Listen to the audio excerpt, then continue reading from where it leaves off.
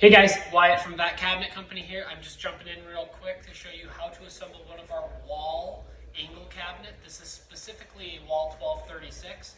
We've got our side panels, instructions, but we're not using those because you have the video. We've got some bracketry here. We've got our shelf clips, our shelves, screws, rubber bumpers, and then the top and the bottom. I've got the face frame laid out here now. While all of our cabinetry is a dovetail construction, we still recommend using glue.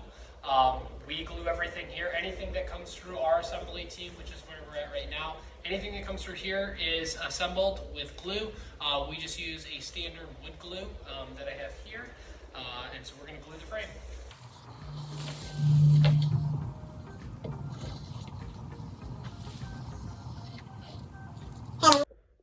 Going to give you guys a quick walk around. So we put our top and our bottom in on the face frame side.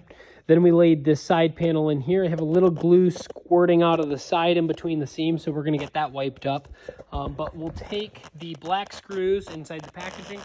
We'll go through, make sure you're aligned here, you're flush at the face frame. These will go in through the side panel and into the face frame. It'll be the same way on this side panel. Oops. It'll be the same way on this side panel here. And then we will actually bring screws through here. I just rolled the cabinet over so you can see the inside here. So this will be finished.